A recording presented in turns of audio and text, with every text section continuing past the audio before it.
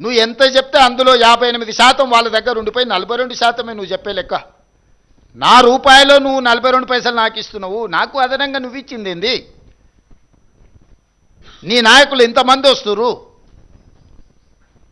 ఈ రోజు వరకు మీరిద్దరే కదా ఉన్నది, మోడే కదా ఉన్నది. ఇన్ని రోజులు ఇదే కిషన్ రెడ్డి, ఇదే బండి సంజయ్, ఇదే ధర్మపురి అరవింద్ గారు, వీళ్ళే కదా ఎంపీలు కేంద్రంలో ఉన్నది అధికారము. ఏమైనా తెచ్చిందా? ఇప్పుడు మున్సిపల్ ఎన్నికల్లో కౌన్సిలర్ను మోడీని చూసి ఓటేయండి అంటారు.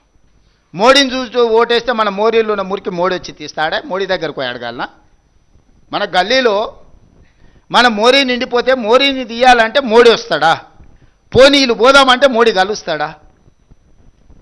చారాన కోడికి బారాన మసాలా అయితే ఈడ గల్లీలో మోరీ తీసుకోవడానికి మోడీని కలవాలంటే అసలు గల్లీ ఎలక్షన్కు మోడీకి ఏం సంబంధము? మోకాలికి బోడిగుండుకి లింకు పెట్టినట్టు గుండు అరగుండు కలిసి ఈరోజు ఇట్లాంటి మాటలు చెప్పడం ఏమన్నా సమంజసమా?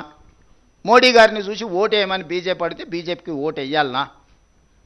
ఓటర్లను ఆలోచన చేయమంటున్నారు. ఏమైనా నరేంద్ర మోడీ గారు, బండి సంజయ్ గారు, కిషన్ రెడ్డి గారు తెలంగాణ మీద ఏమైనా ప్రత్యేకమైన ప్రేమ చూపించరా? మన ఓట్లు వేయించుకోవడం, మన దగ్గర సీట్లు తీసుకోవడం తప్ప మనకి ఏమైనా ఇచ్చిండ్రా?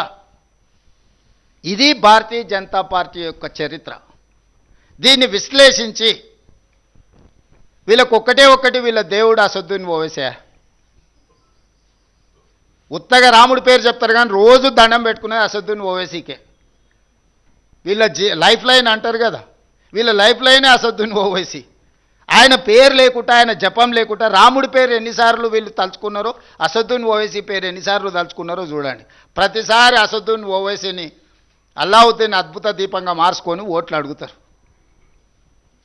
మరి అన్నీ మీ ప్రభుత్వాలే ఉన్నాయి కదా. అసదుద్దీన్ ఓవైసీ ఇంత దుర్మార్గుడు అయినప్పుడు మీరు ఎందుకు అతన్ని నియంత్రించలేకపోతున్నారు? ప్రజాస్వామ్యంలో ఏఐఎంఐఎం కూడా ఒక రాజకీయ పార్టీ ఎన్నికల్లో పోటీ చేస్తున్నారు. గెలిచిన దగ్గర వాళ్ళు గెలిచినారు, ఓడిన దగ్గర ఓడినరు. వాళ్ళు గుజరాత్లో పోటీ చేసిరు, ఉత్తరప్రదేశ్లో పోటీ చేసిరు, బీహార్లో పోటీ చేసిరు, మన వెస్ట్ బెంగాల్లో కూడా పోటీ చేసి 5 సీట్లు గెలిచారు. వాళ్ళు కూడా ఒక రాజకీయ సంస్థ, ఒక రాజకీయ పార్టీ. కానీ వాళ్ళని భూతంగా చూపించి ఇంకెంతకాలం మీరు ఓట్లు అడుగుతారు?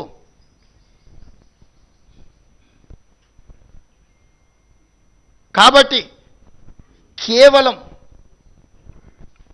మత విద్వేషాలను రెచ్చగొట్టి కొన్ని రాజకీయ పార్టీల నాయకులను భూతంగా చూపించి రాజకీయ మనుగడ సాధించాలని ఆలోచన చేయడమే వాళ్ళ భావ దారిద్ర్యానికి పరాకాష్ట.